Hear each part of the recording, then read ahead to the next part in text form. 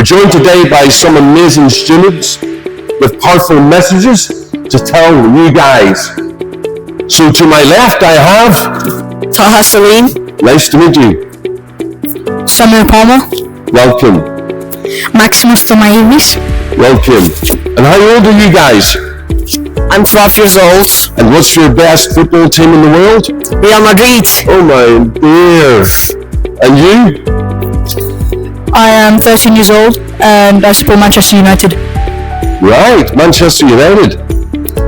I'm 12 and I honestly don't have my favorite football team. Wow, okay.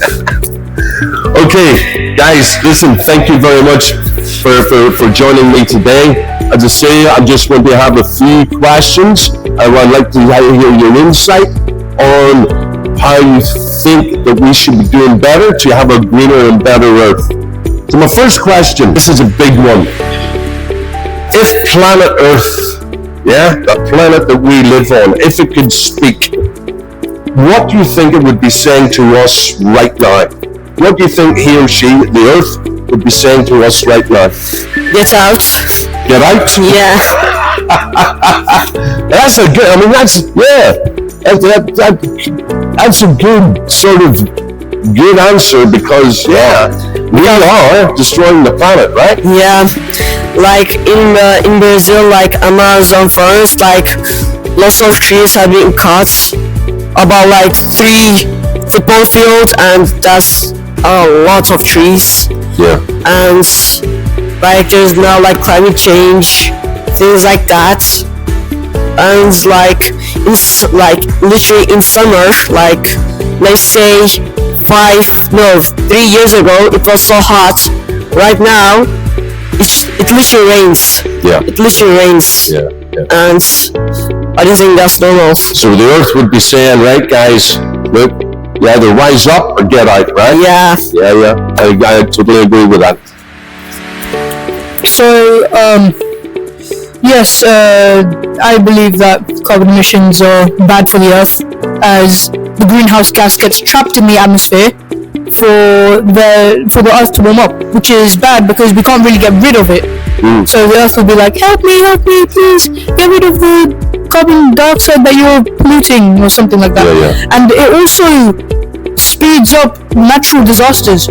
It could, like, erosion, believe it or not, erosion from the sea actually takes place faster, and because of that, people might live near the cliffside, and the erosion will take place, and then all the houses that are there, all the power plants that are there, they will fall into the ocean, and could possibly pollute the ocean even more, rising sea levels. Wow. And that's also really important in rising sea levels because climate change is melting the ice caps, and with melting ice caps, the melted ice is water. True. And the water levels will increase to the point where we'll have no more land.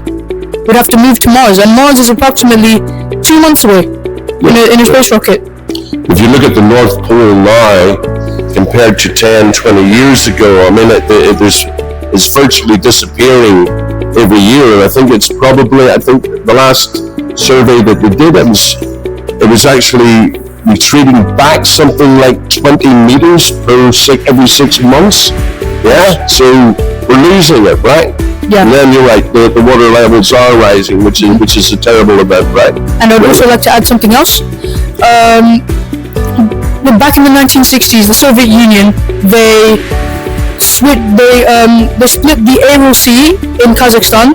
They split it between one for Kazakhstan and one for the Soviet Union. And they used that for irrigation. And right. so year by year, it's drastically decreasing. The water is no longer there anymore. There's no fish there. In 2009, there were fishermen that were having a party, like, on the beach, normal, and they were happy because they saw fish there. And now we fast forward to 2025, there's almost no water left. Almost 20,000 square kilometers of water gone. Unbelievable. All because of evaporation and irrigation for, human activities. So I have another question for you, young Max.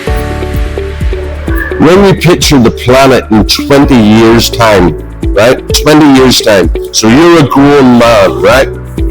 got your job, you'll be married, you may have kids. How would you like to see the Earth?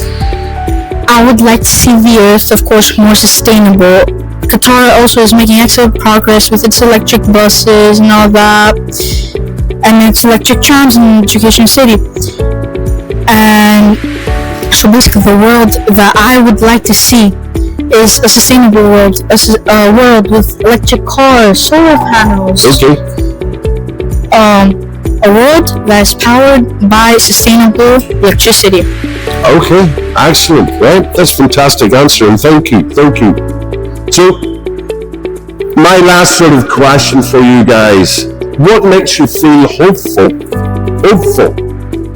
about the future of the Earth? Do you feel hopeful about the future of the Earth? Honestly, I'm kind of in like a 50-50 situation because we probably will have two possible endings. One, a sustainable ending where like all of the countries in the world like join alliance and be more sustainable, and the second ending where it's not looking good for us. Like we have not made any progress. The plans of 2030 are like cancelled. Every river and every sea is polluted. And yeah, we don't want to see that, do we? Wow. So, what are we going to say to any adults now? What would you say to any of the adults that are maybe sitting on the beach right now or walking in the streets right now? What could the older generation, people like me, what could we do to try and improve or to make this earth a little bit greener? So, what we could do, like for the adults, is that adults, they're definitely not more wiser. They've seen the world differently from what we've seen. Yeah. So, with that, they also have experience, and that experience could be resourceful. As well as that, they can also, encourage the kids to, recycle more, reuse their plastic bottles, or even get a reusable water bottle. Mm-hmm. And, they have those plastic bottle machines now outside supermarkets, right? Where you get points. Oh, yeah. Yep. Yeah, I've seen those. They have that next to the charity shops usually, with the batteries.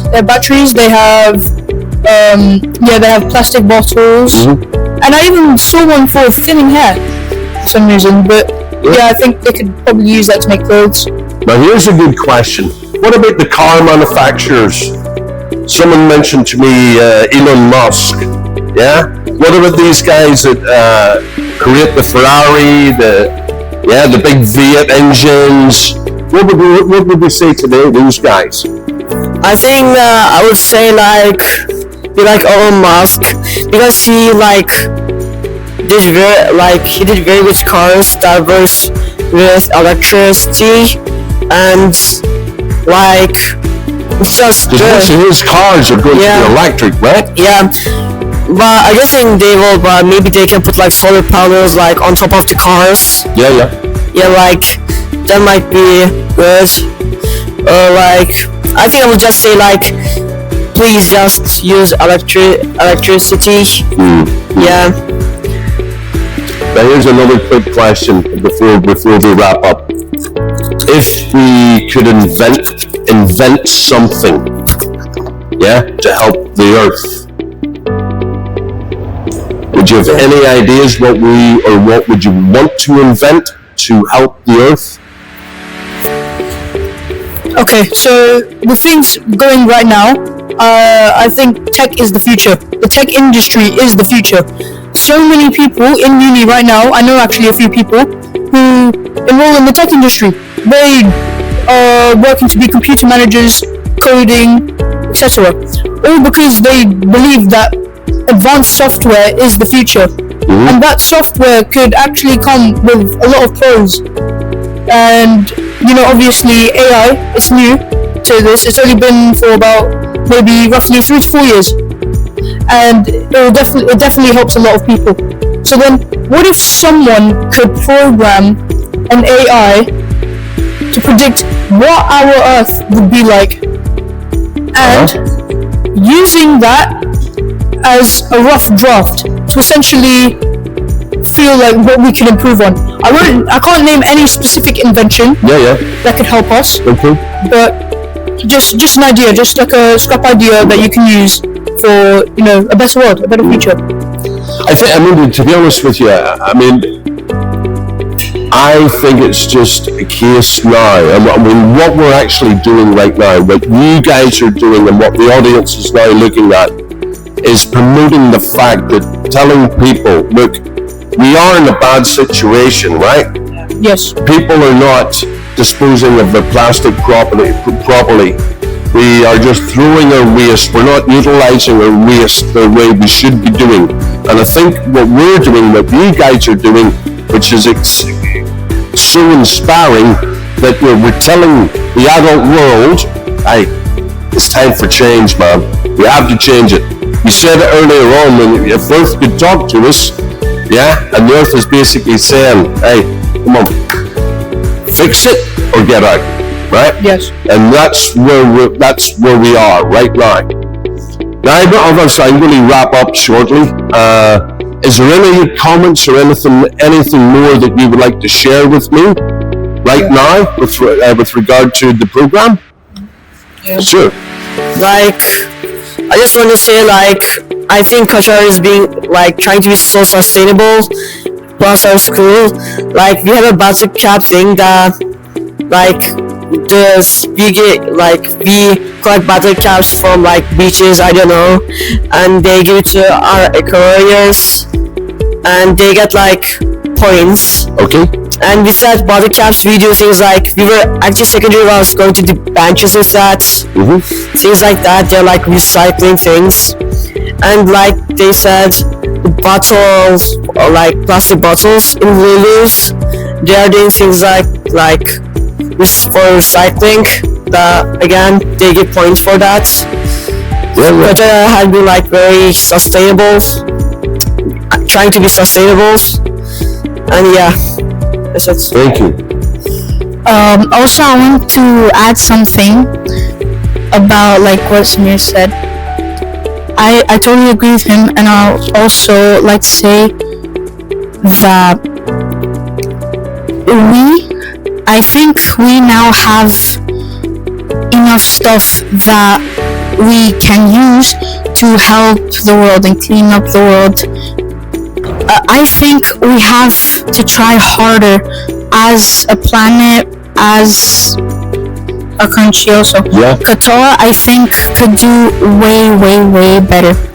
In compounds, everywhere in this country, I have not seen, in residential areas, I have not seen a single,